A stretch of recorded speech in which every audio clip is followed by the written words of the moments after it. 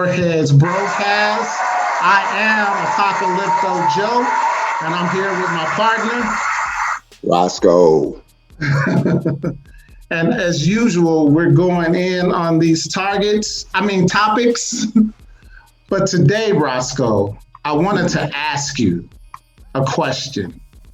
Do Yes. you remember that movie Trilogy of Terror? Yes, I do. One of my favorite horror movies of all time. Yeah, me too.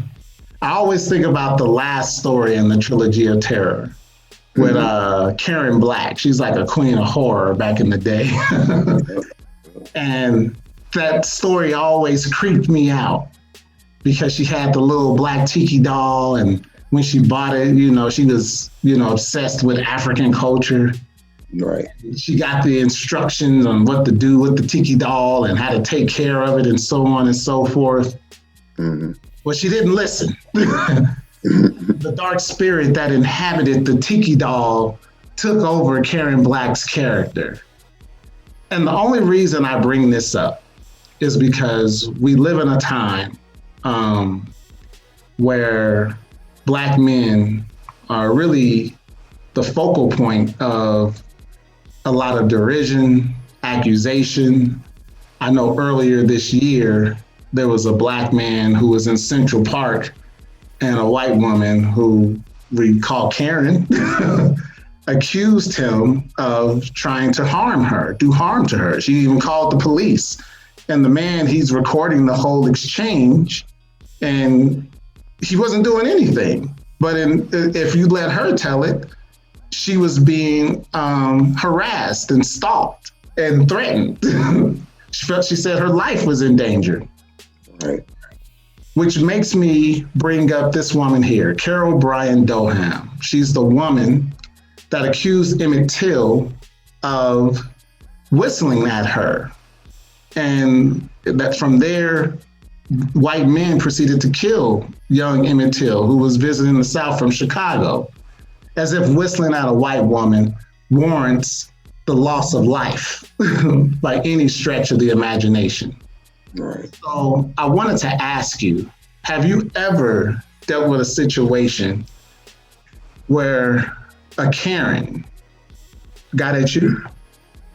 Yeah. Yeah.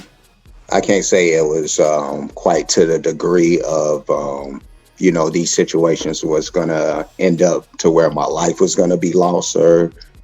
But yeah, I had a few situations. Well, there's one in particular at my job.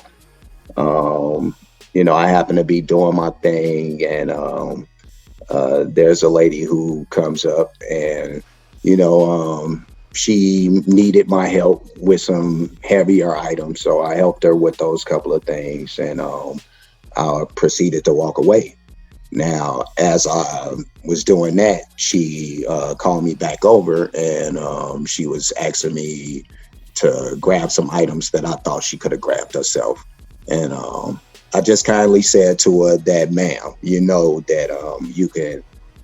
you can reach those items yourself, And so at that point, she decided to berate and cuss me out and call me all kind of shit. And yeah. And she's going on and doing all this stuff. And at the end of that, she's deciding that she's going to complain to management and tell the story that I said that I wouldn't help her, which is not the case. But she went on to do that. Another situation where, again, at my job, there's a lady who's kind of in my vicinity as I'm doing my thing. Again, there's a restroom somewhere near, so she's going to use the restroom, and she has items. So, I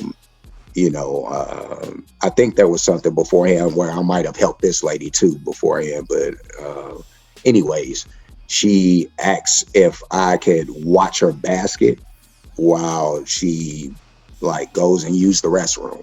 So I'm like, ma'am, I'm moving around. There's no way I could watch the basket. I'm in motion. I'm busy doing my job at the moment.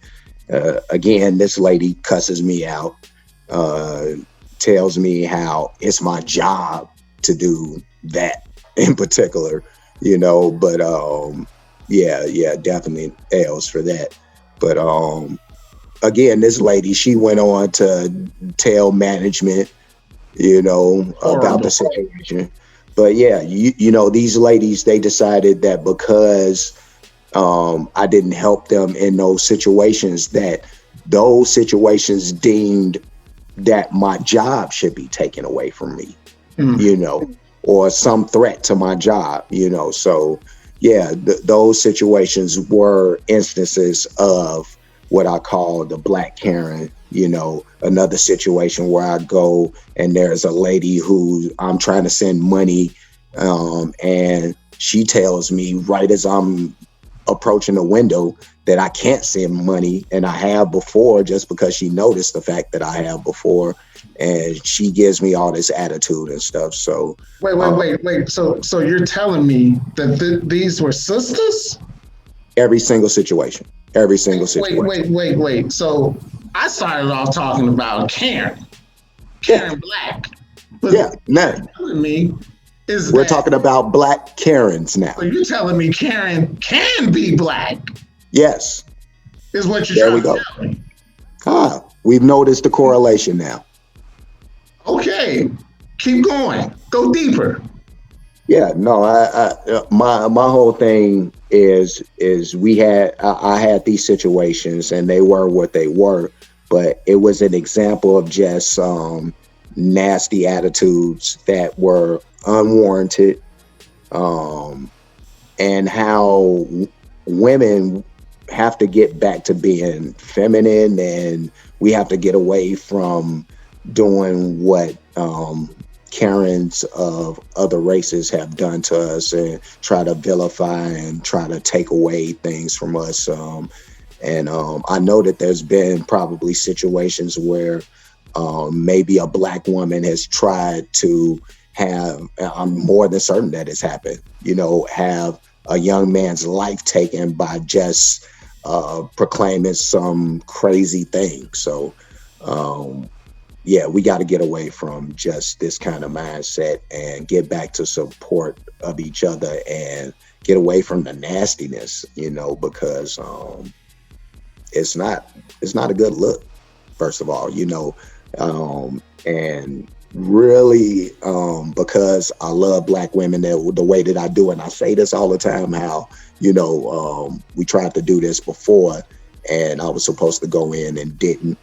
And this time I was supposed to go in and didn't, you know, and won't rather, you know, but that's because I do have a respect for women when it's all said and done. And I do love Black women. I love all women, you know what I mean? I love women. I love our people though. And I just want us to do better. That's all. So women, you know, if you happen to not be like this, but you know, friends who do happen to come off like this, please hold these friends to a standard. Let them know that this is not a good way to be and that we want to do better and be better.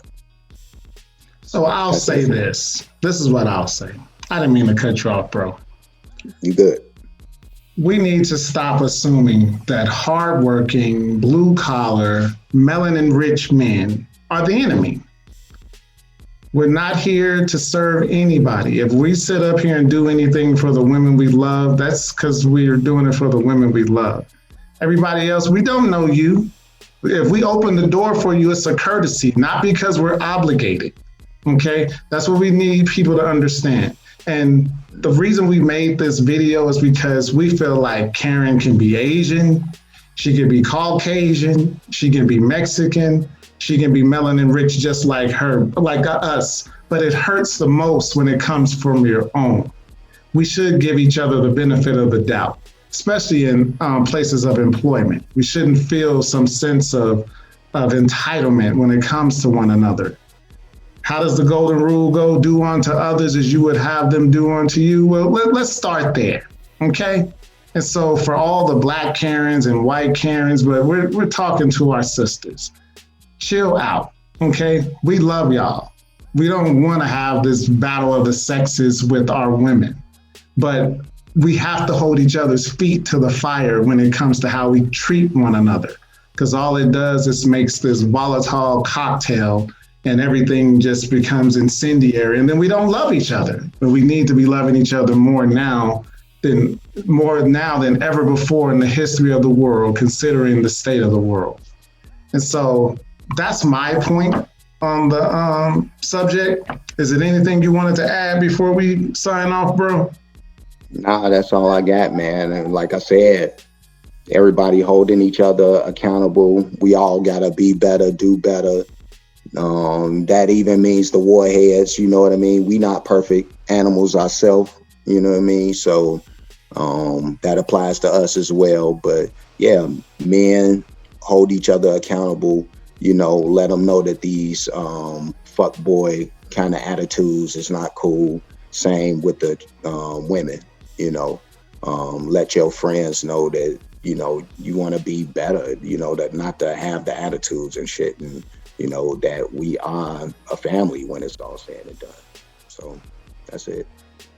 All right. And on that note, we just want to say brush your teeth before you go to bed. Warheads out. Stanky bitches.